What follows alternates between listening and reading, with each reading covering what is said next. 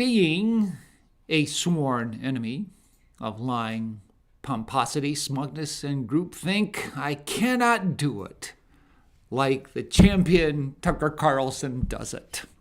He's the champ when it comes to being that sworn enemy. But I, Mel McGinnis, will think clearly, reason soundly, and judge accurately regarding religion and politics. And how can you not observe what's happening in politics, especially with woke being inserted into it? How are we to deal with this wokeness that's all over the culture and even into politics? We need to transcend but engage. That was the secret of Billy Graham's ministry. When he was asked, how is the work going so well? He says, engage but transcend. So we want to engage the woke and not blend, but engage and transcend. Last week, I mentioned that it's very important to get clarity regarding definitions.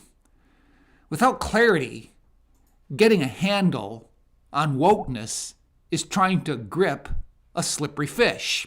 On my Facebook page, somebody posted, woke means being awakened to the needs of others, to be well-informed, compassionate, loving, humble, and kind, eager to make the world a better place for others. So I replied, where did you get that definition? From what source? What dictionary? I have not received a reply back. Now, in an interview with Victor Hansen, a college student on that campus deliberated on the value of citizenship and how it's dying, due in part to our current chaotic immigration policies. Hansen made this statement that we no longer live in a salad bowl. We live in a woke bowl. The two are different. To refer to our society formerly as a salad bowl meant a variety of ethnic groups, nationalities, male and female, people of various faiths, different denominations, and citizenship being valued. But now you have added to the bowl all kinds of multi-falsified genders, divided even more by the sour grapes of identity politics, which comprise a woke bowl. And citizenship becomes devalued. And it's the citizens who have to change. In the woke bowl, Hansen mentioned that Abraham Kendi, a leading woke activist and professor at Boston University, says you must be a racist to end racism. Isn't that like saying you must be a sexist to end sexism?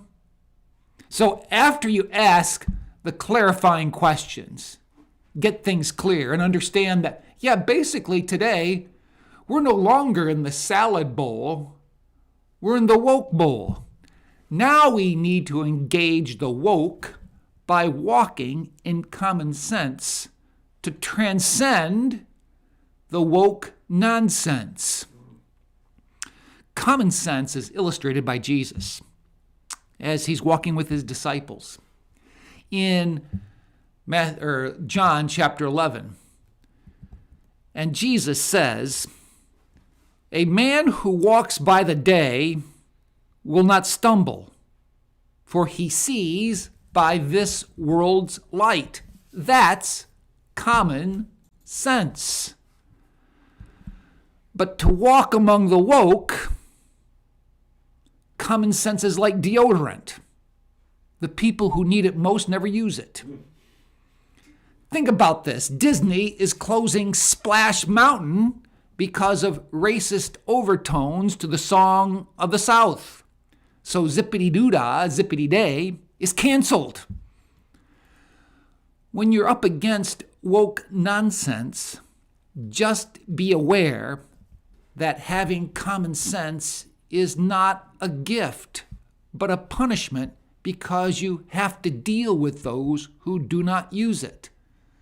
Example, the University of Southern California in their social work program no longer use the word field because the word field, they say, is too racist.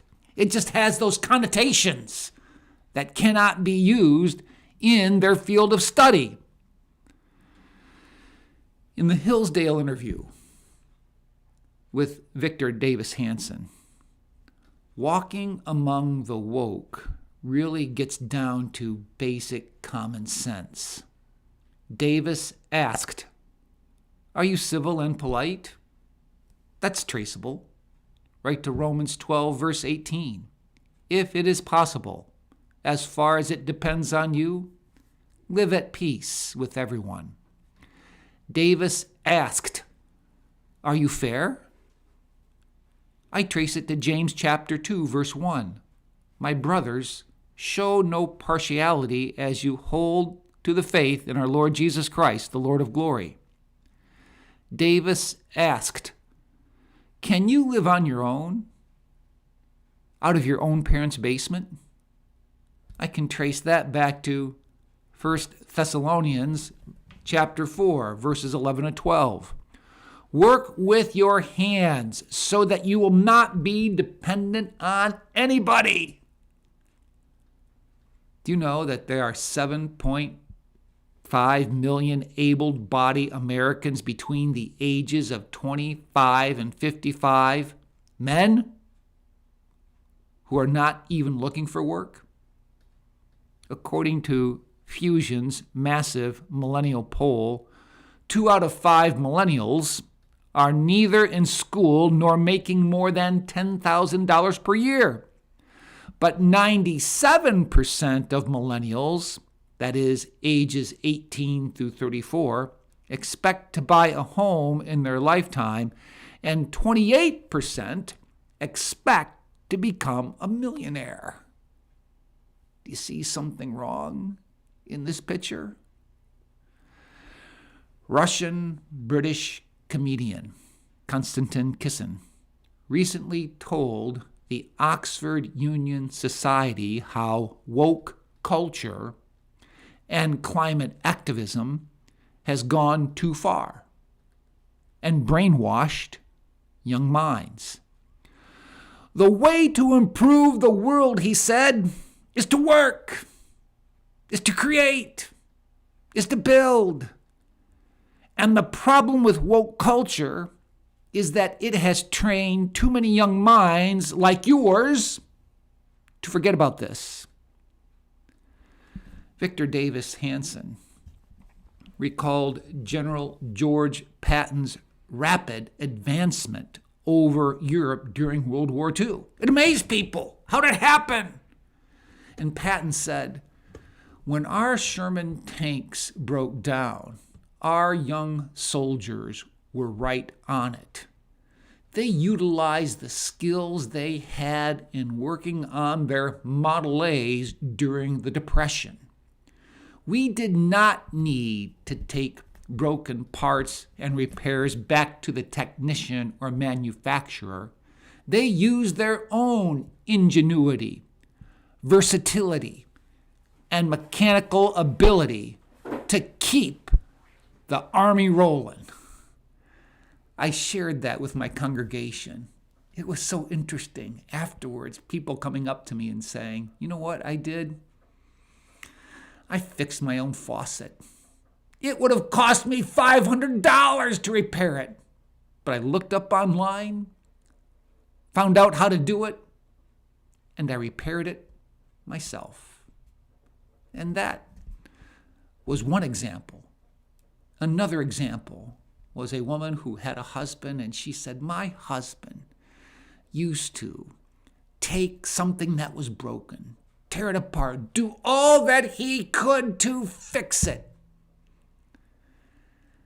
And then when he did everything that he could do to fix it but could not, then he would ask for help. To me, that illustrated people taking their own initiative, using their versatility and know-how to fix what needs to be done. When Victor Hansen shared that story about Patton and those young soldiers, he said, we've lost that. We've lost that. The woke culture has contributed to that. To break loose from that, you know what Dennis Prager suggested? He said, have your young person work as a waiter or waitress in a small Midwest town for a year. You see, the more you live in reality, the less likely you are to be woke. We'll continue on with engaging but transcending the woke. We transcend with common sense when woke nonsense is pervasive in the culture. Well, unlike Tony Kornheiser of Pardon the Interruption, I cannot promise you that I'll do better the next time.